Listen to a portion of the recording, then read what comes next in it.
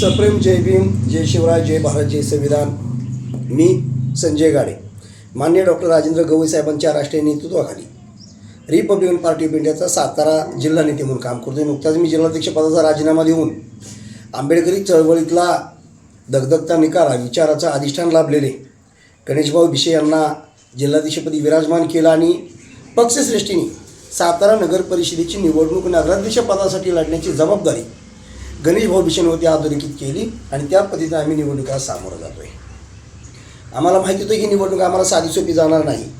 धनशक्ती विरुद्ध श्रमशक्ती आहे, प्रस्थापितांच्या विरुद्ध विस्थापित आहे, धनदांडग्यांच्या विरुद्ध लोकशाही जोपासणाऱ्या आंबेडकरीवादी अनुयायांची निवडणूक आहे हे आम्हाला माहीत होतं. कारण निवडणुकीचं नोटिफिकेशन पडलं त्या दिवसापासून राज्य निवडणूक आयोगाची जी काही दळभद्री भूमिका होती, या भूमिकेनं पहिल्यांदा आम्ही आंबेडकर अनुयायांनी चिंतन मनन करायला सुरुवात केली होती. उमेदवारी अर्ज माघार घेण्याची शेवटची तारीख 21 होती. म्हणजे 17 तारखेला शेवट उमेदवारी अर्ज भरायचा आणि 21 तारखेला उमेदवारी अर्ज माघार घ्यायचा. 21 तारखेला उमेदवारी अर्ज घेतल्यानंतर याच्या अगोदरच्या निवडणुकीत उमेदवारी ज्या दिवशी अर्ज माघार घेतले जातात त्याच दिवशी चिन्ह वाटप केलं जायचं. मात्र या दळभद्री राज्य निवडणूक आयोगानं 21 तारखेपासून 26 तारखेपर्यंत हा मधला स्पेस कशासाठी राखून ठेवला याचं उत्तर हे त्यांनाच विचारलं पाहिजे.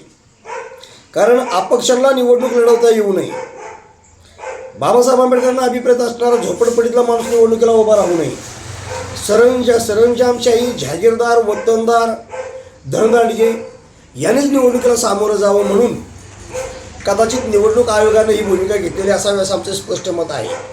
कारण 21 तारखेपासून 26 तारखेपर्यंत कसलंही कामकाज करता आलेलं नाही. 26 तारखेला निवडणूक चिन्ह 11 वाजता दिलं.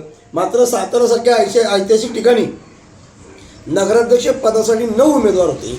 त्या 9 उमेदवारांची क्रमवारी लावण्यासाठी सातारा निवडणूक निर्णय अधिकाऱ्याला रात्रीच्या 7:30 वाजल्या तरीसुद्धा क्रमवारी घोषित करता आलेली नाही. म्हणजे आम्हाला चिन्ह 11 वाजता दिलं, आम्ही पत्रकं छापायची कधी, कारण आमच्या निवडणूक प्रक्रियेमध्ये आमचा नंबर किती आहे, जो क्रमवार किती येते हे कळायला संध्याकाळी 7:30 वाजल्या.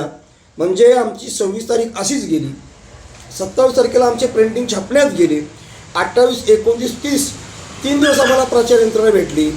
कर्मधर्म संयोगानं चांगली बुद्धी सुचली निवडणूक निर्णय अधिकाऱ्यांना आणि त्यांनी 1 तारीखसुद्धा मतदानाचा प्रचार आणि प्रसार करण्यासाठी दिली.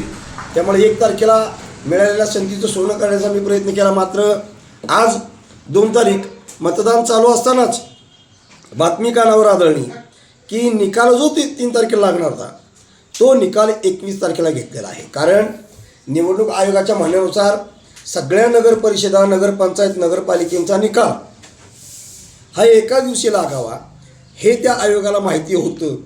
मग त्या आयोगाला एवढी अक्कल नव्हती का 21 तारखेला उमेदवारीचा माघार घेतल्यानंतर 26 तारखेपर्यंत अधिकारी काय गोट्या खेळणार होते का आणि प्रचार करणाऱ्यांनी घरात बसायचं होतं का? एका जाणकार विचारवंतानं म्हटलं होतं, डरा हुआ विपक्ष. खरं म्हटलं तर पत्रकार म्हणून आपला अभिनंदन, कारण लोकशाहीचा 4था आधारस्तंभ म्हणून लोकशाही आपण जिवंत ठेवलेली आहे. मात्र एका विचारवंतानं म्हटलं होतं, डरा हुआ विपक्ष, बिका हुआ पत्रकार और सोई हुई जनता देश को बर्बाद कर देती है. कारण आत्ता 2 तारखेला मतदान झालं ते 21 तारखेपर्यंत मध्ये बराच काही खेळगोंडा होण्याची शक्यता नाकारता येत नाही. कारण साताऱ्यामध्ये गणेशभाऊ भिशे क्रमवारी क्रमांक 6 नुसार रिक्षा चिन्हावरती निवडणूक लढवत आहेत. ओबीसी संघटनेचा पाठिंबा आहे, मुस्लिम संघटनेचा पाठिंबा आहे, नाभिक संघटनेचा पाठिंबा आहे, ख्रिश्चन मस्टरींचा पाठिंबा आहे, तमाम बहुजन वर्गाचा पाठिंबा आहे. म्हणजे गणेश भिसे यांना नगराध्यक्ष होण्यासाठी प्रचंड संधी असताना अचानकच मतमोजणी 21 तारखेला ढकलली. म्हणजे मधला 3 आठवड्याचा कालावधी, या कालावधीमध्ये EVMमध्ये पुन्हा एकदा गडबड घोटाळा करण्याची संधी भाजपला देण्यात येते की काय? सत्ता त्यांच्या हातात आहे, ईडी त्यांच्या हातात आहे, बीडी त्यांच्या हातात आहे, काडी त्यांच्या हातात आहे. कुठं आग लावायची, कुणाला बेड्या घराच्या, कुणाच्या मागे ईडी लावायची, कुणाला घाबरवायचं, कुणावर दडपण आणायचं, हे सगळे येडेचाळ करण्यात माहेर असलेली भाजप या भाजपला EVM मशीनमध्ये पुन्हा एकदा घनशाघोळ करण्याची संधी निवडणूक आयोगाला द्यायची आहे का? निवडणूक आयोग त्या मनस्थितीमध्ये आहे का असा संशय याला वाव मिळते. कारण मोदी हे तो मुमकिन आहे. EVM मध्ये गडबडी करता येते का? तो हो करता येते. EVM नुसार भाजपला जिंकता येते का? हो जिंकता येते. कारण मोदी हे तो मुमकिन आहे.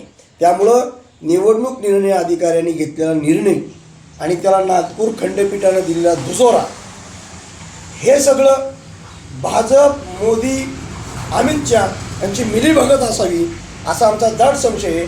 अशा या प्रक्रियेच्या पारदर्शक नसलेल्या या निवडणूक निर्णय आयोगाच्या प्रक्रियेचा आणि नागपूर खंडपीठाचा आम्ही तीव्र शब्दात जाहीरपणे निषेध नोंदवतो आणि सुज्ञ सातारकरांना सांगतो, महाराष्ट्रातल्या जनतेला आवाहन करतो, नेपाळसारखी परिस्थिती आपल्याला राज्यात उद्भवावी लागेल.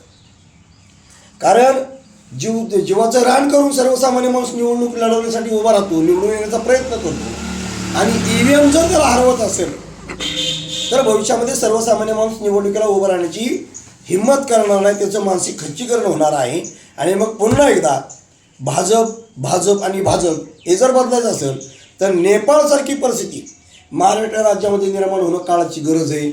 मंत्री, आमदार, खासदार जोपर्यंत त्यांना ताणून हाणलं जात नाही तोपर्यंत देशातली न्यायदान प्रक्रिया, निवडणूक प्रक्रिया आणि लोकशाही प्रक्रिया सरळ चालणार नाही. हा आत्मविश्वास आहे. याची नोंद घ्यावी. जय भीम, जय भारत, जय शिवराय, जय संविधान.